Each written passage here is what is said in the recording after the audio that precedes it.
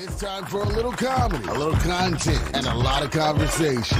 It's the Geno Jones Show, exclusively right here on YouTube. And now here's your host, Geno Jones.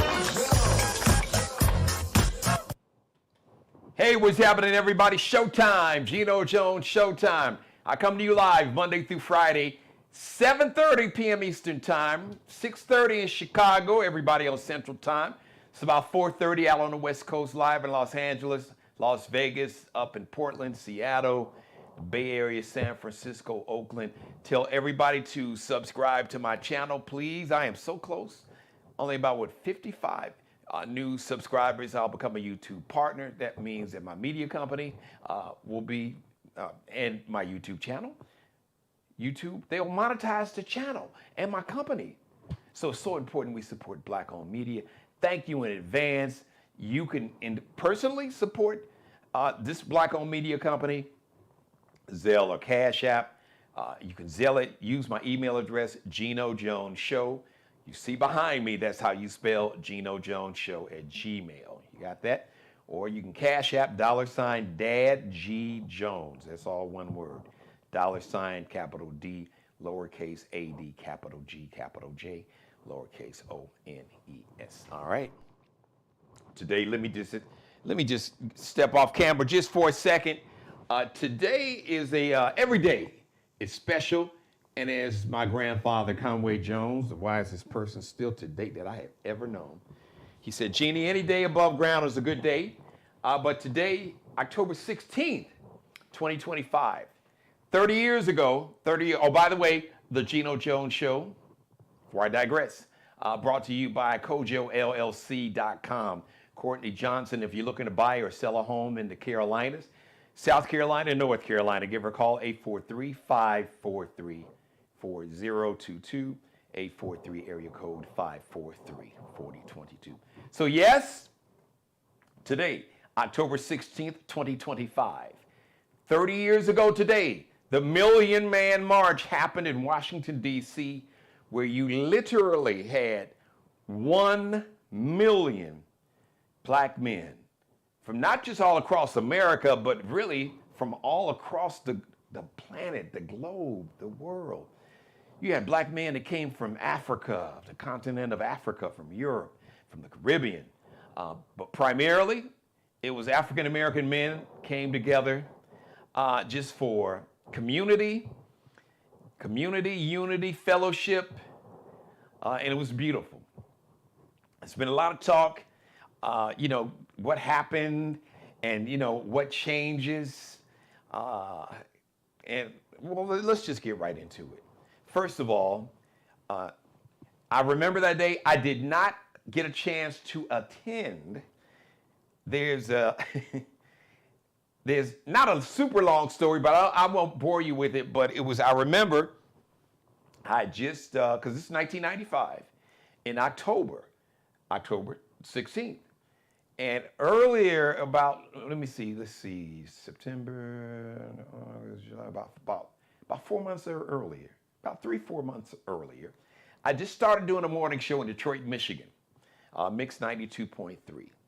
And I remember when the talk that came out, there was a lot of talk.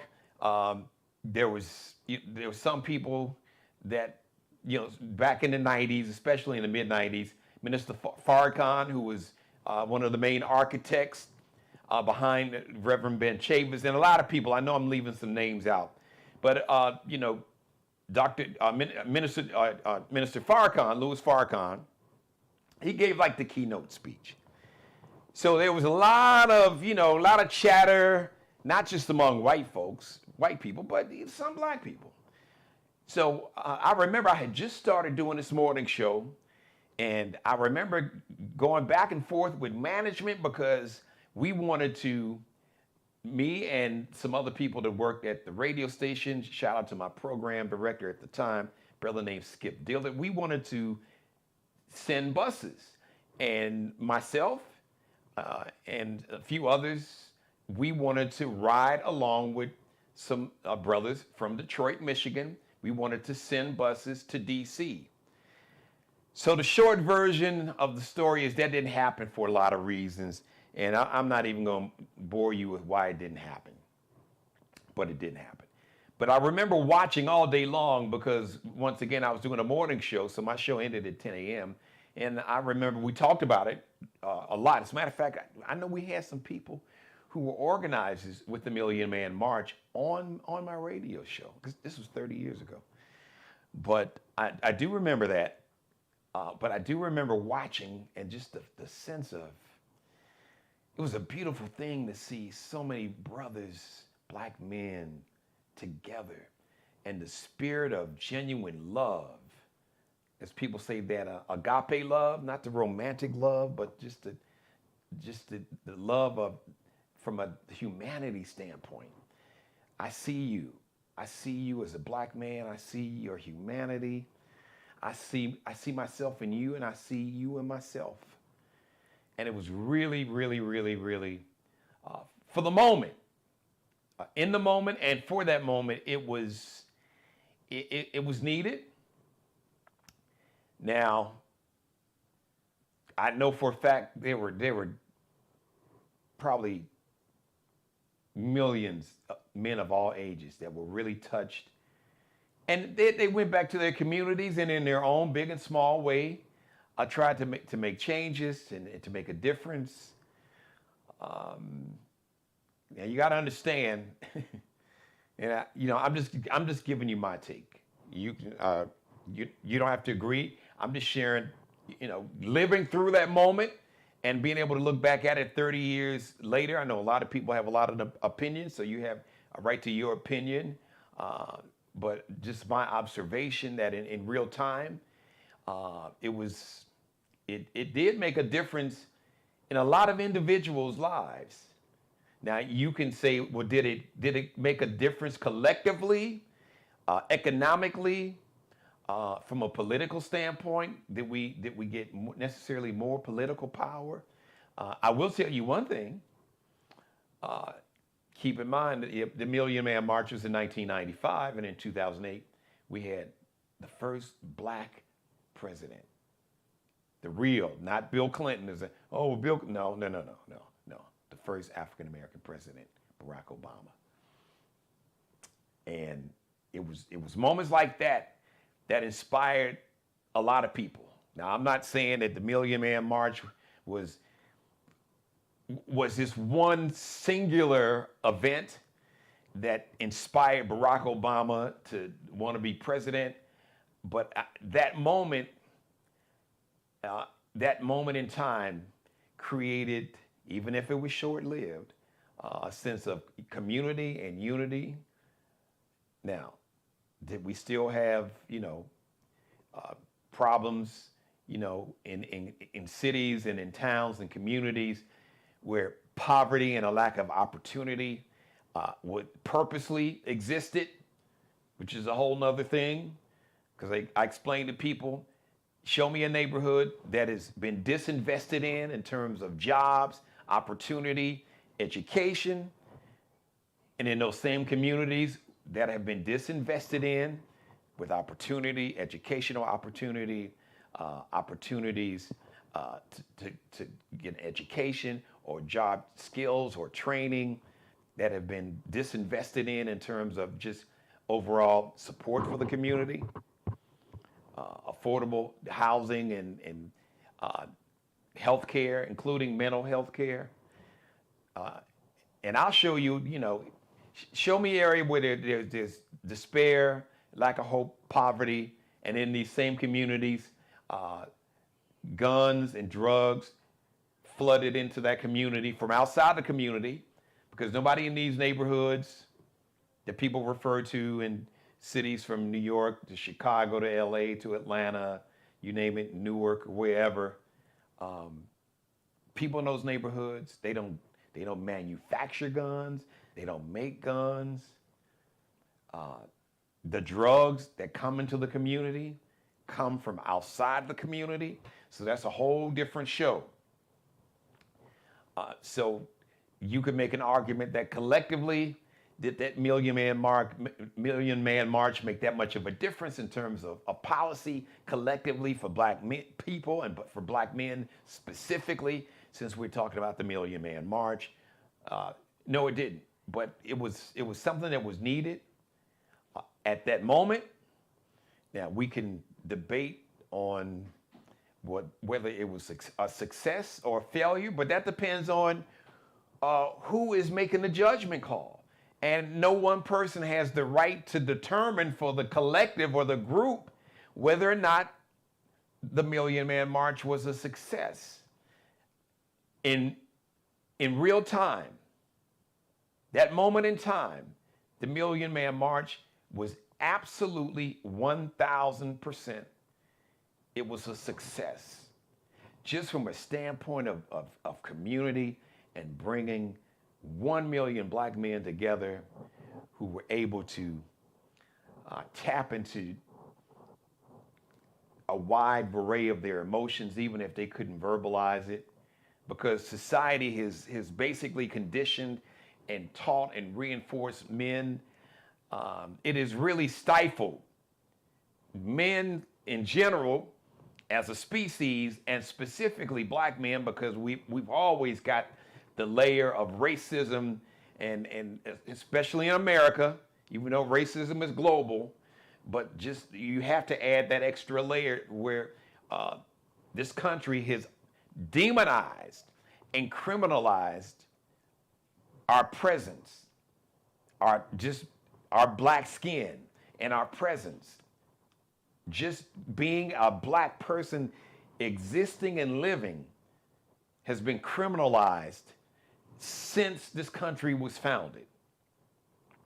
So in spite of that, in spite of all the epigenetic trauma, and in spite of all the disinvestment and lack of opportunities in so many communities, you had black men of all ages, social economic backgrounds, you had elders in their 70s and 80s, you had professors and athletes and entertainers and brothers that had jobs working for the city or county, blue collar jobs, sanitation workers, worked at the post office, FedEx, UPS, you name it, the gamut. Worked in warehouses and factories, had their own businesses, entrepreneurs, those who worked in the financial industry, lawyers, doctors, you name it, across the board. Black men came together on that one day, October 16th, 1995, because there was so much negativity in the media, and especially from white America in general, and the white-owned corporate media. It won't happen, especially because Minister Farrakhan was a big part of it. So, it was demonized, and people tried to say, oh, it was about hate, and it was going to be all this violence, and it was nothing but love, and brothers shaking hands and hugging each other and exchanging phone numbers, and there were a lot of friendships and fellowships and brotherhoods and business connections and just great relationships as brothers that came out of that march. And how do I know this? Even though I didn't physically attend, I was very active with my radio show, because we had to fight to make sure that it was something that we talked about on a regular basis for probably 2 or 3 months leading up to it. Because I just started this new job in Detroit, Michigan, doing a morning show like June or July.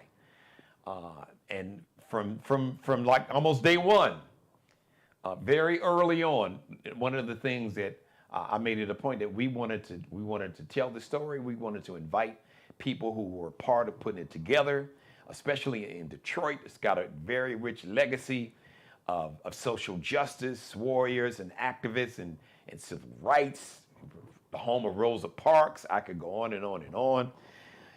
So I do remember having a fight with the powers that be at the radio station to make sure that we did everything we could, because our audience was a black audience.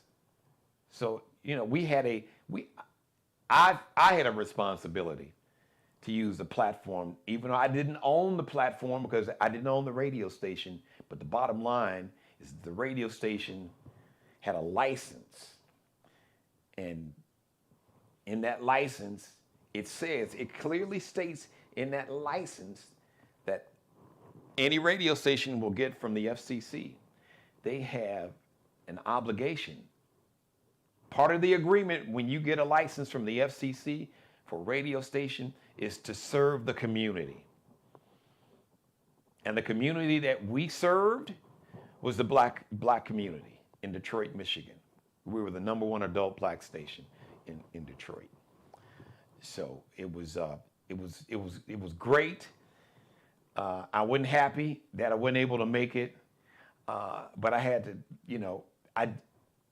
I utilized, I played the hand that was dealt, and I made sure I did everything in my power to empower and to inform and enlighten and educate as many people as I could, and to platform as many people as possible who were part of the Million Man March movement, to make sure, and Detroit, Michigan had a pretty large contingent of black men who went to Washington, D.C. So I felt good about that I was able to do my part. And the role that I had and the part I had to play, I played my part, and I played it well. Because it was collective, and we all had our own individual parts to play. And 30 years later, I hope that we can tap into the spirit of the Million Man March. With the Million Man March in this moment that we're living in now, it might look a little different, because I think that this regime would love nothing more than get 1 million black men all together in one spot. So to be honest with you, I don't know if I would really recommend that at this moment, because we are living with a regime that is rooted in hatred, bigotry, violence, and dehumanizing black men, black women, black people. So hey Rosalind, how are you? And hello to my mom, Mary Dixon, and everybody else watching me live. Please, as a matter of fact, anybody watching, if you went to the Million Man March, or maybe you had family members that went and told stories about it. Spike Lee did a movie called Get on the Bus. My man, the late Bernie Mac, was in the movie. It was very well done. So shout out to Spike Lee. If you haven't seen it, check out Get on the Bus. It was really well done, Spike. Well done. So, but anybody else watching, if you attended the Million Man March, if you got a chance to watch it on television, or someone in your family, maybe you had a brother, or maybe an uncle, your dad went, your grandfather, you had a nephew, cousins, a spouse, boyfriend, whatever. I'd love to hear from you if you're watching, and I'd like to just share your story, and I can share it on camera. So here we are 30 years later, and I hope that we can tap into that energy, lean into it, and kind of remix that same energy. Maybe not in the form of a march, but maybe 1 million black men would come together politically, because that was a lot of political power, a lot of economic power. So that's how, in real time, that's the remix that I would do. Just think of these 1 million black men. We go back to our communities and make sure that we not just get people to register to vote and talk to other black men who are like, oh man, it's the lesser of two evils and all that bullshit. Get that out of here, because it is clear now. This wasn't about the lesser of two evils. There was one evil, and now that evil is an occupant at 1600 Pennsylvania Avenue. And that evil is taking $1 billion for Medicaid and Medicare and SNAP benefits, and the subsidies so people could afford to have health insurance through Obamacare. And that same evil is protecting pedophiles by not releasing the Epstein files. And that same evil, when you have Americans, when you are taking away over $1 billion in money to provide health care and food assistance and assistance for your farmers, you take $1 billion away from Americans, so they taking money so they won't be able to get health care. They won't be able to get food assistance through SNAP. And you take that $1 billion and you give it to billionaires so they can have a bigger tax cut. And you give countries like Argentina $40 billion. Mr. Make America Great, Mr. America First, has the government shut down because he wants to take away the money for you, your family, your parents, your grandparents to get health insurance and SNAP benefits, and give that money to billionaires and give $40 billion to Argentina and protect pedophiles who are part of Jeffrey Epstein and his sex trafficking, human trafficking and sex trafficking underage girls. So somebody, why is the government shut down? Because the MAGA cult. The MAGA cult does not want you to have health insurance. And they have the government shut down because they don't want the Democrats to basically make them give back the money, reverse the cuts, the over $1 billion out of Medicaid, Medicare, and Obamacare subsidies. Give that money back. Make sure that people have health care. Release the Epstein files. Make sure that they have SNAP benefits. And that $40 billion you give in Argentina, we're going to need you to run that money back because there are Americans that need that money right here. And stop these cowards called ICE with masks, with their faces covered up with masks and hats and sunglasses, snatching people, including American citizens, snatching them off the streets and disappearing these people.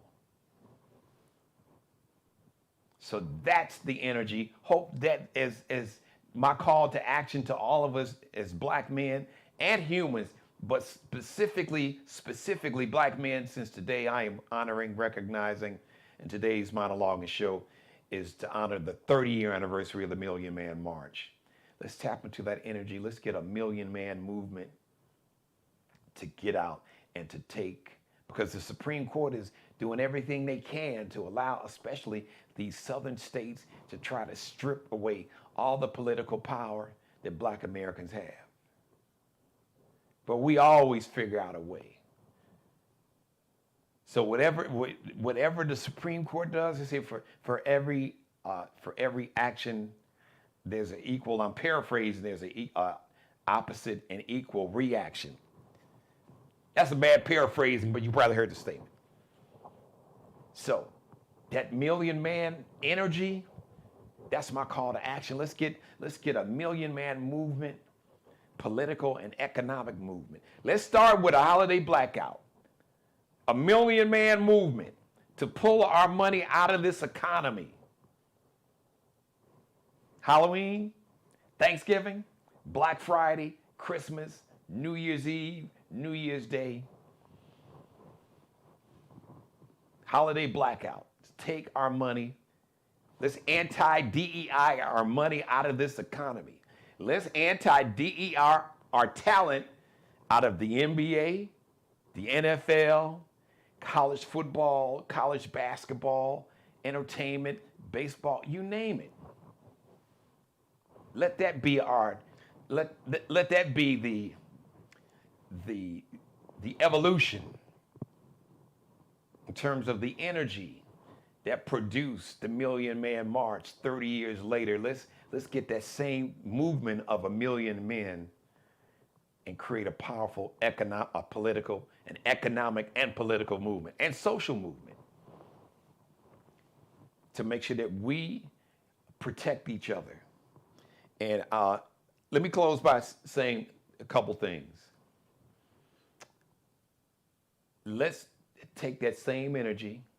Let's have a movement of 1 million black men that make a commitment, because there was a pledge. I do remember Minister Farrakhan toward the end of his speech. Now, just talking about it in real time on camera right now, I remember there was a pledge. I don't remember verbatim. So my challenge is, let's take that same energy of a million men, a million man movement of 1 million black men plus, to commit to being truly our brother's keeper, to first learn to love ourselves. To love ourselves. And what does that love look like? It looks like making sure that you take care of yourself, take care of your health, physically, lifestyle, diet, exercise, eliminating, at least reducing anxiety, stress, depression, whatever mental health challenges you're having, physical, because the two are they are inextricably connected. Inextricably, yeah, I got it right, that word. I love saying it, even though it sounds funny. But they are connected, literally. Mental, physical, emotional, spiritual. Mind, body, soul, spirit. So make sure that we are learning to love ourselves, but to hold ourselves accountable, to make sure that we are working hard to be the best version of ourselves. Then once we really learn to love each other and step into our own purpose and not be our own worst enemy, because I've said it before and I'll say it again, the biggest enemy that you will ever face every day is the person that you see every morning when you look in the mirror. And then when you can learn to love yourself, forgive yourself, hold yourself accountable, atone, learn from your mistakes, atone, apologize to those who you may have harmed, to repair the harm to the best of your ability if possible. If nothing else, just to say, I'm sorry. I take accountability for what I did intentionally or unintentionally that may have caused you harm or pain. I apologize. I'm sorry. And I atone for that. Actually, a lot of men did that after that Million Man March. Called ex-girlfriends and ex-wives or people, maybe people in their family. So we start with us. We start with the man in the mirror. By becoming the best version of ourselves, because there's one thing nobody can beat you doing, and that is being the best version of you. And once you become the best version of you and you learn to love yourself, then you can love others. Then there's a million man movement to learn where we truly love each other as black men. Yes, a lot of us, naturally competitive, and yes, all that is in our DNA, and we've been conditioned and socialized. There's a time and place for everything. There's a time for competition, but there's a time for collaboration and fellowship and forgiveness. There's a time to speak and a time to listen and to hear. There's a time to be tough, but there's a time to be tender. Yes, I said there's a time to be tender. And being tender just means that you allow yourself to be human. You allow yourself to be vulnerable. At least you don't lie to yourself. For centuries, we as men, we have been taught to wear a mask and to lie to ourselves. And you see men self-medicating, drugs, alcohol, sex addiction, gambling. I could go on and on and on. We're going to be talking about a lot of this stuff. But today, since we are focusing on black men via the Million Man March 30 years ago, today, a 30-year anniversary, a celebration 30 years ago that we recognize, and I'm celebrating on this show today. And then finally, well, maybe not finally, but next, and just last for this conversation, for this monologue today, is that a million man movement to learn to love our women better. And I encourage, we'll have a conversation to where we as black men and black women understand that we are all we got, but we are all we need. We got everything we need, but we can't let others on the outside, or we can't let how outside forces have brainwashed some of us to hate each other, to only focus on like the worst examples of who we are as people, and realize that we would not have gotten to this point in this country without each other. We had each other through slavery, through Jim Crow, through world wars, through dogs being sicked on our ancestors, and water hoses, and churches being bombed with babies in the 50s and 60s. And we'll get through this regime of anti-blackness and hatred toward, black people specifically, and people of color who are not part of this white nationalist, religious, extremist, violent movement. It will be together. We will get not just through it. We will thrive, not survive. We will thrive together. And that's the fear. Because together, we're unstoppable. That famous scene in the movie Soul Food. Big Mama said, you don't have much power. I'm paraphrasing that scene. You try to punch somebody, you got your hands open, your fingers spread. You can break your fingers. You don't have any power like that. Man, when you bring those fingers together and form a fist, you got a lot of power. So, my call to action also, a million man movement, black men. We love even better. Because we do collectively, we love black women, and black women love black men. Despite a lot of the bullshit you see on social media. Because the enemy and the negativity is always loud. It's the loud minority versus the silent majority. So those of us, the majority of us that love and adore black women, we got to be loud with it. And not just verbally, we have to be even louder with our behavior. And we are. So we're going to turn it up even more. Because we are living in a time where we need each other more now than we probably have, definitely in our lifetimes. As a collective, we need each other more now than we have in 100 years. So on this day today, October 16th, 2025, the 30-year anniversary of the Million Man March, our call to action is to love ourselves, to take care of our health, our physical health, mental health, emotional health, spiritual health.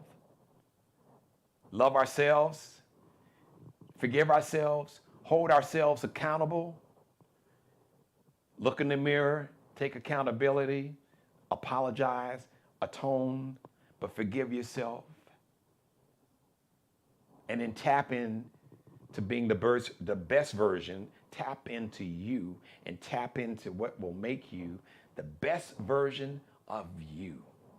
Then we collectively, a million man movement, learn to love each other as black men. The agape love, the love to where we truly have each other's back and then we come together collectively and collaborate for the greater good of the whole community and the culture. And the last thing, once again, I leave with a million man movement to love our women, black women, even better, more, and stronger. Because the millions of us, the majority of black men, to the black woman, we love you, we see you, we're not intimidated by you, because your light doesn't dim our light. So it doesn't matter how bright your light shines. Make sure you shine your light. Let your light shine as bright as possible. And I'm going to let my light shine as bright as possible. I'm going to focus on being the best version of me. I will encourage you and try to create, and not try, but create a climate and a culture for you to be the best version of you. And then collectively and collaboratively, we come together for the community and for the culture and for the collective. We are unstoppable. So your success, your brightness, your light doesn't dim my light, and my light doesn't dim your light. That's what we need to know.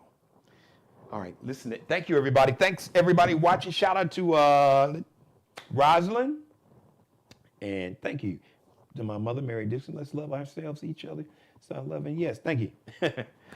Thanks for letting me be a part of your life. As always, God bless each and every one of you, and especially you, God, most of all.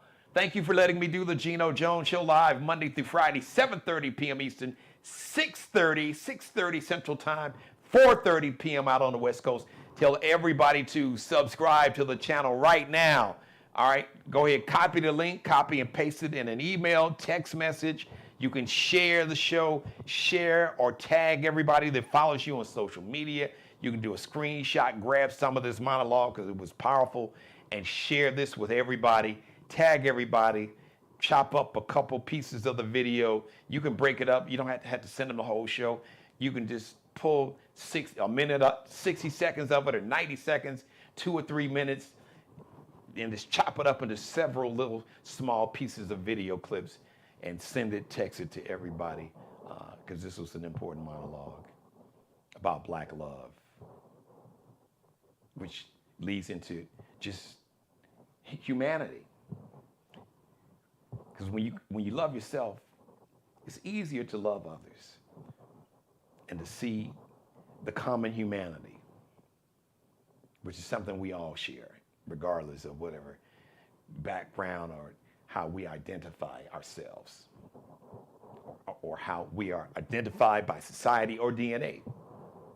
So, shout out to Courtney Johnson, the Geno Jones Show, brought to you, sponsored by CojoLLC.com. If you'd like to be a sponsor, I'd love to have you as a sponsor or advertiser, part of the Geno Jones Show family, like CojoLLC.com.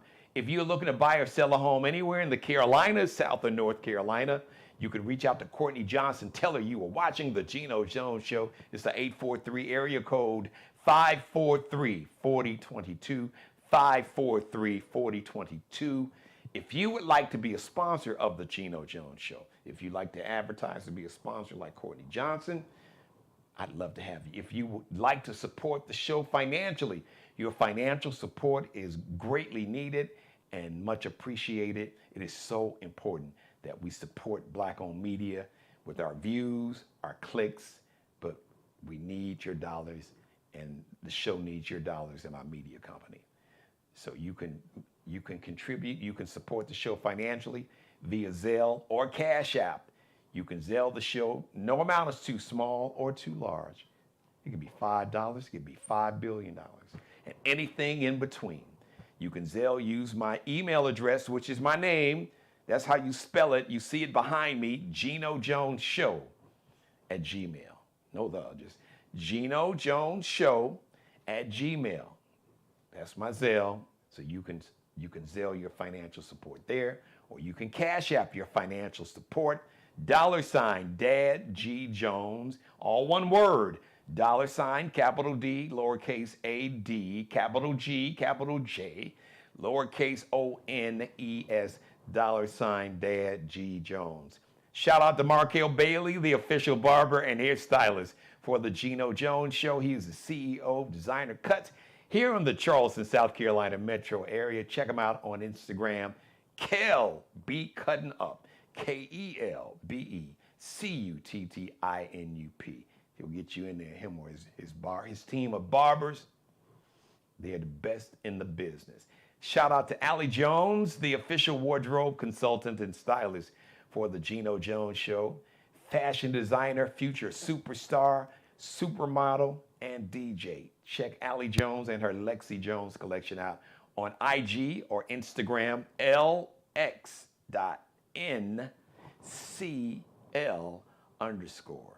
LX.NCL_. That's on IG, on Instagram. All right, thank you for watching, everybody. So we'll see you Friday. Yes, live. Special guest, Larry Dotson, the original lead singer for the Barcades. He was one of the early supporters of the Geno Jones Show. So I am so excited. We're gonna have brother Larry Dotson, and it'll be a chance for me to just thank him personally on camera for supporting the Geno Jones Show. And I'm working on getting maybe some other surprise guests too. So we'll see you Friday, 7:30 p.m. Eastern, 6:30 p.m. Central, 4:30 p.m. on the West Coast. Once again, tell everybody to subscribe to the channel. Please leave your comments in the comment section below right now. And everybody right now, don't forget, please click the thumbs up. It's so important. YouTube, they look at all that helps my media company, and that helps when they monetize your channel. They look at the views, how long you watch, how many clicks people click on, and they check. They look for the thumbs up. They track all of that. They track your comments. So please leave your comments in the comment section below. The show is interactive, of course. When I'm on camera live, you can jump in the chat room like Rosalind has done, and Mary Dixon, my friend Rosalind Anderson, and everybody else. So please, please, please, please leave your comments in the comment section below. And please, please, please, please give the show, click on the thumbs up. And we'll see you Friday live, 7:30 p.m. Eastern, 6:30 p.m. Central, 4:30 p.m. on the West Coast. Subscribe and tune in to the next episode of The Geno Jones Show, exclusively right here on YouTube.